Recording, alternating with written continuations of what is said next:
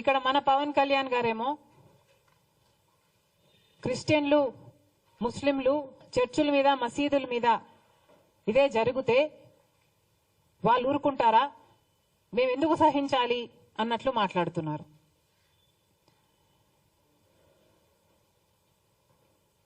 ఇంత దుర్మార్గంగా ఎలా మాట్లాడగలుగుతున్నారు? హిందువులను రెచ్చగొట్టే ప్రయత్నం మీరు చేయటం లేదా? మతాల మధ్య చిచ్చు పెట్టే ప్రయత్నం కాదా ఇది? ఇక్కడ ఒక అన్యాయం జరిగితే క్రిస్టియన్స్ ని ముస్లింల గురించి మాట్లాడాల్సిన అవసరం ఏముంది? ఎప్పుడూ లేనిది మన రాష్ట్రంలో కమ్యూనల్ వైలెన్స్ జరగాలి అని మీకేమైనా హిడెన్ అజెండా ఉందా? మతాల పేరుతో చిచ్చు పెట్టే ఉద్దేశం మీకుందా? ఒక మతాన్ని అవమానించాలి, ఇంకో మతాన్ని రెచ్చగొట్టాలి. ఇదే బీజేపీ చేసిన రాజకీయం. అదే బీజేపీ డైరెక్షన్ లో పవన్ కళ్యాణ్ గారు, కూటమి సర్కారు కూడా వాళ్ళ చెప్పు చేతల్లోనే వాళ్ళు చెప్పినట్టే చేస్తున్నారనడానికి ఇంతకంటే రుజువు కావాలనా? ఆంధ్ర రాష్ట్రంలో ఎప్పుడూ కమ్యూనల్ వైలెన్స్ లేవు. అలాంటిది మీ పొలిటికల్ మైలేజ్ కోసం, పొలిటికల్ గా మీరు లబ్ధి పొందడం కోసం ఇది కావాలనే రెచ్చగొట్టే వ్యాఖ్యలు చేస్తున్నారా అని అనిపిస్తుంది. ఇది భావ్యం కాదు.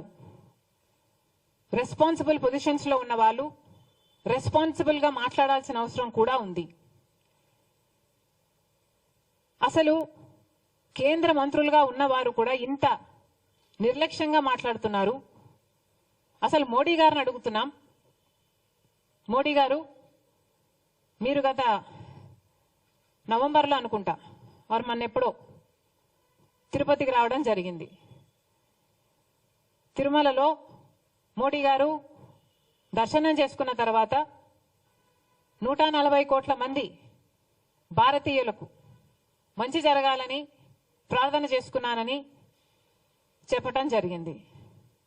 అయ్యా మోడీ గారు, మరి అదే తిరుమలలో 140 కోట్ల మంది సెంటిమెంట్లు దెబ్బతినే విధంగా ఒక కాంట్రవర్సీ బయటకు వస్తే మరి మోడీ గారు ఏం చేస్తున్నారు? ధర్మారెడ్డి గారు, నేను మిమ్మల్ని చూశాను. ఆ రోజున నేను దర్శనానికి వచ్చినప్పుడు మీరు అందరూ ఎలా ప్రవర్తించారో నాకు తెలుసు. నేను చూశా. తిరుమలని ఇష్టారాజ్యంగా చేశారు. అది వ్యాపార కేంద్రంగా చేశారు. ఆధ్యాత్మిక కేంద్రం నుంచి పర్యాటక కేంద్రంగా చేశారు. అది ఇదే మీరు మక్కాకి వెళ్తే ఇలాగే ప్రవర్తిస్తారా? మీరు ఒకసారి మక్కాను చూసి నేర్చుకోండి.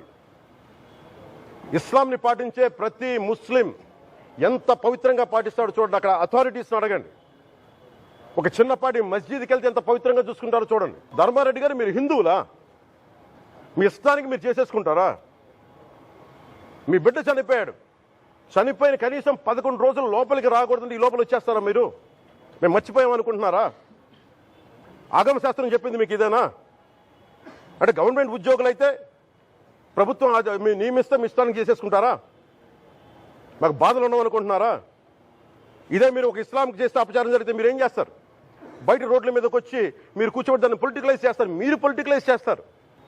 నేను నిజంగా చెప్తున్నా, జగన్మోహన్ గారికి కూడా చెప్తున్నా, మీరే కనుక నేనే కనుక సనాతన ధర్మం మీద పోరాటం చేయాలని నన్ను ఆపేవాళ్ళు ఎవరు లేరు ఈ దేశంలో, గుర్తుపెట్టుకోండి. నేను కనుక సనాతన ధర్మం కోసం నేను పోరాటం చేస్తే చచ్చిపోవడానికి సిద్ధం నేను. కానీ నేను అక్కడ దాకా తీసుకెళ్ళిన విషయాలు, దానికి నిదర్శనమే రాముల వారి విగ్రహం శిరిచ్ఛేదం జరిగినప్పుడు ఒక్క మాట మాట్లాడకుండా చెప్పి కూర్చున్నాను. ఆ తెలివితేట లేక మీ ప్రభుత్వాన్ని కిందకి తీసుకొచ్చి అధాపాతాలను తొక్కిన మేము మాకు శక్తి లేదనుకుంటున్నావా? ఉండవనుకుంటున్నావా? కానీ మేము సమాజాన్ని కలిపి ఉంచాలని వ్యక్తులం తప్ప విడగొట్టాలని వ్యక్తులం కాదు. మేము గుర్తుపెట్టుకోండి.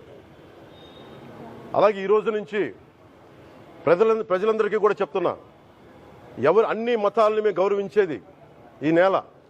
ఒక జనసేన పార్టీ అని కాదు, తెలుగుదేశం పార్టీ అని కాదు. మీరు ఏ పార్టీలకు సంబంధించిన వైసీపీలో ఉన్న హిందువులందరూ ఏం చేస్తున్నారు?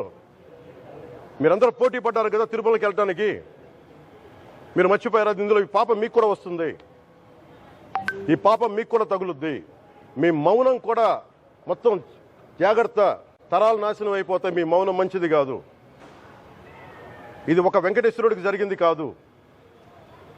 భగవంతుడికి నిరాకారుడు, ఆయనకి ఇవేం పట్టవు. మనం నమ్ముకొని ఆయనకి వెళ్తున్నాం, అది మనకి బాధ్యత. ఇది ఇంకా ప్రతి ఒక్కరు దీన్ని గుర్తుపెట్టుకోండి. చేతులెత్తి వేడుకుంటున్నాను. సగటు హిందూ మీరు సినిమా టికెట్లకు వెళ్ళిపోతారు. అభిమానులు అందరూ మీరెవరు హిందువులు లేరా? సినిమా టికెట్ల కోసం చించుకుంటారు. సినిమాని మీరు కూర్చోడానికి మీరు మొత్తం మాట్లాడతారు. అందరిని అడుగుతున్నా, మొత్తం భారతదేశపు యావత్తు ఉన్న సినిమా అభిమానులు అడుగుతున్నా, మీరందరూ హిందువులే కదా, అత్యధికులు హిందువులే కదా,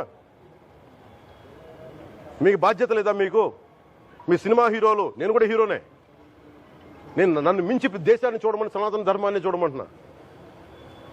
మీ కన్వీనియంట్గా కూర్చోబెట్టి హీరోలను ఎత్తడం కాదు, నన్ను ఎత్తడం కాదు. ధర్మం విఘాతం కలిగినప్పుడు ధర్మానికి మీరు మాట్లాడటం మీ బాధ్యత. నా తరం మేము కష్టపడుతున్నాం, ముందుకు వచ్చాం. ఎవరి కోసం పడుతున్నాం ఈ కష్టాలు? మాకు సరదా కాదు. ప్రతి ఒక్కరు ఇష్టానికి వచ్చి మాట్లాడుతూ ఉంటే బాధ కలుగుద్ది. అయ్యప్ప స్వామి దీక్ష చేసే వాళ్ళ మీద ఎంత ఇష్టారాజ్యంగా మాట్లాడతారు. ఇదే మీరు ఎవరన్నా సరే ఇస్లాం మీద మీరు గొంతు ఎత్తగలరా? ఎందుకంటే రోడ్ల మీదకి వచ్చి కొడతారని మీకు భయం, అందుకు మీరు మాట్లాడరు. హిందువులు అంటే మెత్తని మనుషులు కదా, తోటి హిందువు కదా, మీరు ఏదైనా మాట్లాడచ్చు. మీకు నమ్మకాలు లేకపోతే మీరు ఇంట్లో కూర్చోండమ్మా. మీకు నమ్మకాలు లేకపోతే ఇంట్లోంచి బయటికి రాకండి, మమ్మల్ని ఏం అనకండి. మేము ఎలా పూజా విధానం ఎలా చేస్తాం, అలాగే ముఖ్యంగా ఫిల్మ్ ఇండస్ట్రీ కూడా నేను తెలియజేస్తా ఉన్నా. దీని మీద మీరు మాట్లాడితే మద్దతుగా మాట్లాడండి, లేదంటే మౌనంగా కూర్చోండి. అంతేగాని మీ మాధ్యమాల ద్వారా అపహాస్యం చేస్తే మటుకు ప్రజలు మిమ్మల్ని ఎవరు క్షమించరు. ఎందుకంటే చాలా డీప్ పెయిన్ ఇది. మీరు లడ్డూ మీద జోక్లు వేస్తున్నారు. నేను ఒక సినిమా ఫంక్షన్లో కూడా చూశాను. Laddu is a sensitive issue అని. Don't you ever say that. Don't you ever dare to say that, please. I respect you as actors, but when it comes to Sanatana Dharma, please, you have to think 100 times before you saying a word. One comment. Thank you.